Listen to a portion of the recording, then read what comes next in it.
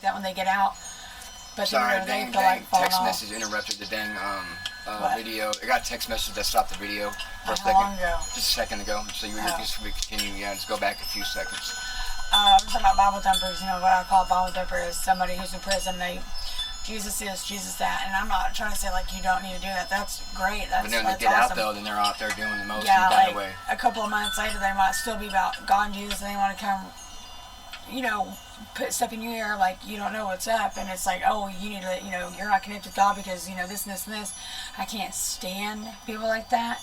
I won't involve myself with people like that. Yeah, and mothers like that. Yeah, they're still really immature in their faith, and they're really young in their faith still, and they don't quite get it yet. My mom was raised up, and what I'm saying, like. But their nature of their heart is still not in line with God. Their motives are still seeking, and there's still pride. It's like what they say is like practice what you preach, sister, and turn the other way because I don't even got time to hear it. I have my own connection with God. That's why I tell a lot of people like you can. When it comes to religion, like I don't like to sit down and talk. I choose very wisely who I talk to about religion and God with because I want to argue about it. I want to act like I'm right over somebody else. I just choose not to discuss a lot of it because it starts arguments. Like prison is a bad place to do that. Yeah. Out here in the free is good to do that though. Like out here, I find that's wise to do it out here. But in prison, no, that's you start fighting. That's the wrong place. Yeah, you don't want to do that in there. But casting demons on you and all sorts of crazy stuff. Yeah. And there it's more live by example, and do your own thing. And people that notice you and that have a desire for God stirring in their heart, they'll come talk to you. Like that's how I'm to know to do it. If you're being incarcerated, just do the example of it, and they'll come to you if they want to know God. It's not for you to push on nobody in there. See, I found my own way. It was just me and my Bible. Yeah. That's most people. Yeah, that's awesome though. It took me getting locked up when I was 14, 15 to find God, and I read the whole New Testament. The first time I had to go do that year, when I was in what you want to call county for juveniles. I read the whole New Testament in there. Waiting to catch train. I read it in like 2 weeks. See, I wish I was able to sit down and read the Bible. I was able, but you know what I'm saying. I was blind for a really long time, and I think there's always a reason, and I am so thankful for everything. But it's just like I'm 28 years old, and it took me this long to sit down and just see what was up. But it's awesome. I'm grateful, and the struggle was real, but I'm grateful for all of it. Because what I have, But you have to help others. What you've been through can help others. Yeah. There's a reason for everything. So I'm still alive. I'm still breathing. So it's all good. But anyways, all right. Okay. Alrighty, Rooney. Okay, November 26. Okay, the focal point of spiritual power. Except in the cross of our Lord Jesus Christ, Galatians 6:14. If you want to know the power of God, that is the resurrection and life of Jesus in your human flesh, you must dwell on the tragedy of God. Break away from your personal concern over your own spiritual condition, and with a completely open spirit, consider the tragedy of God. Instantly, the power of God will be in you. Look to me, Isaiah 45:22. Pay attention to the external source, and the internal power will be there. We lose power because we don't focus on the right thing. The effect of the cross is salvation, sanctification, healing, etc. But we are not to preach any of these. We are to preach Jesus Christ and Him crucified. 1 Corinthians 22. The proclaiming of Jesus will do its own work, concentrating on God's focal point in your preaching, and even if your listeners seem to pay it no attention, they will never be the same again. If I share my own words, they are of no more importance than your words to me. But if we share the truth of God with one another, we will encounter it again and again. We have to focus on the great point of spiritual power, the cross. If we stay in contact with that center of power, its energy is released in our lives. In holiness, movements, and spiritual experience meetings, the focus tends to be put on the cross of Christ, but on the effects of the cross. The feebleness of the church is being criticized today, and the criticism is justified. One reason for the feebleness is that there has not been this focus on the true center of spiritual power. We have not dwelt enough on the tragedy of Calvary or on the meaning of redemption. I'm sorry. This is not even what we're talking about. But what did we read? What book did we read last time? What are you talking about? What book out of the Bible? A book out of the Before Bible? Matthew. We read James. James? Okay. Mm-hmm. Alright. Sorry. Alright. Yes. Because we're going to read. Why did I read it? Ow. Reading Matthew now, right? That's what I did in prison. I tried to read I almost read all of them, but it's now I'm going to do it again. You know what I'm saying? Yeah, we're in The New help of Testament. Yeah, we're in the New Testament. Yeah, you're right. Yeah, because that's where he's only at. He's right here, right? Right? Yeah. Okay. I was like, is another James on all that? Okay. Yeah, and then when we finish Matthew, I'll highlight Matthew, and like that's one I did not read was Matthew. And my mom always told me that was a good book, but I just never read it. I don't know why.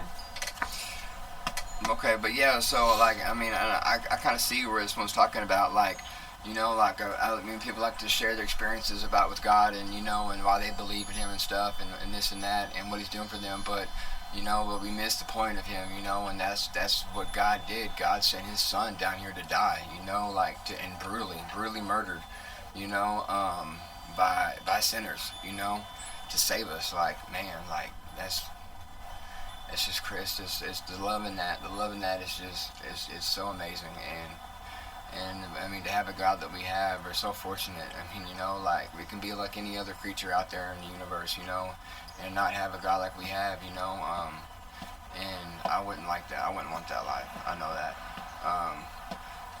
To be able to feel the feelings I feel and be content the way I'm content, and be able to feel His presence and get to know Him, there's nothing better. To me, that's spiritual ecstasy. Yeah. And it is amazing, and I can imagine that's something what heaven would be like, and that's the importance. That's the importance of the cross, is God sending His Son to die, and for Him to go to Hades for 3 days, like, that couldn't be easy, any parents out there, any other parents, could you imagine doing that? Like,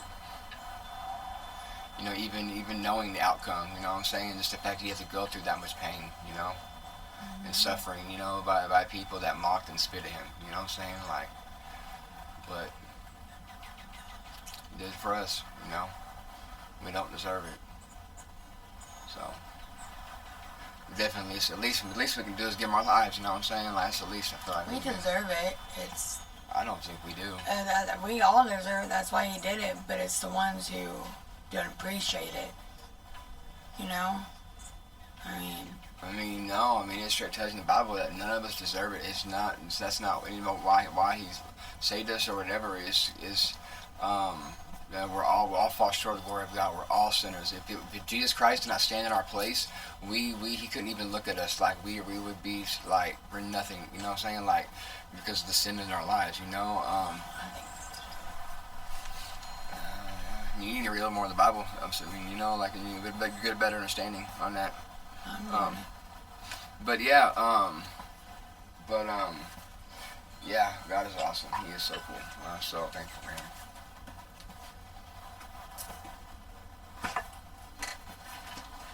I mean, like I said, like there's nothing any of us can do to deserve the love of God. It's because God loved us. It's because of what He did on the cross. Like it has whether we think we deserve it or not, it's not even the point. Like it's Him dying on the cross is the only reason why we're able to be saved. It's nothing because of what we did do or anything like that, or because of what we can do when we believe in Him.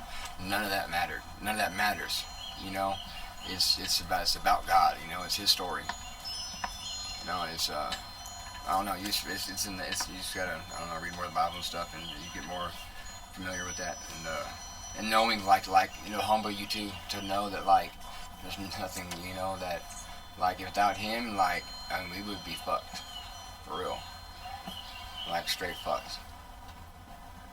But that's according to the Bible. That's according to Jesus' words and stuff, pretty much. Because without Him, no man can come to the Father. Okay.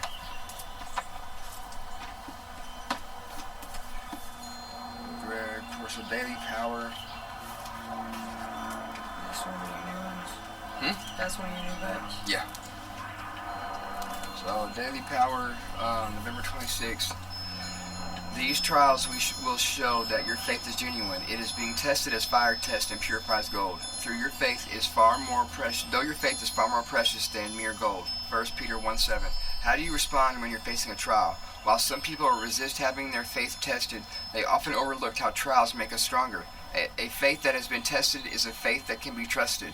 We see this truth lived out when King Nebuchadnezzar, the most powerful man in his era and king of Babylon, conquered the tribe of Judah. This evil king captured Judah's best and brightest young men. The king commissioned a gold statue that was 90 feet tall and 9 feet wide and invited every government leader, advisor, judge, and magistrate to come to the dedication.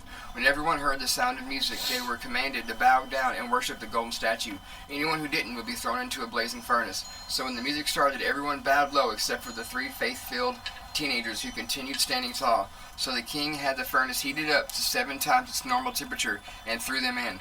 These brave young men didn't bend, they didn't bow, and because of God, they didn't burn. By the grace of God, the boys didn't die, and they didn't even smell like smoke. God reveals His power in many places, but you'll know His presence best in the fire. Just as these believers were not in the fire alone, neither are you. If you are facing a challenge today, remember that God is with you, and He is building your faith. A faith that is tested is a faith that can be trusted. Power lift. I choose to thank you today, Lord, for the trials in my life. I don't like them and how they make me feel, but I trust that you're using them to make me stronger. Like, that is just a beautiful, beautiful one right there. Like, that's awesome. Like,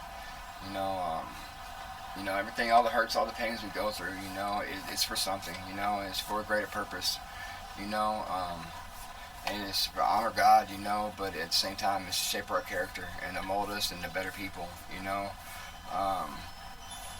or how inevitably, and the outcome it gives us a better life, a better quality of life, and that's really cool, how God set the design up. I feel like, you wouldn't know the sweetest day if you didn't experience the darkest pain. You know what I mean?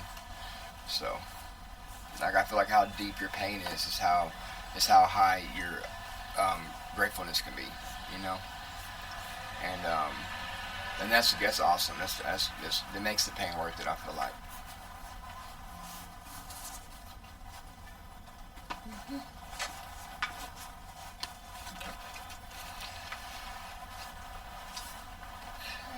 November 26. Okay. Gratitude believes. Look at the Lord and His strength. Seek His face always. In word, faith without thankfulness is like a huge unanswered question. It comes to God with possibilities, but has no assurance that He will address them well. It knows He can do good things, but it doesn't know that He will. Forgetting that God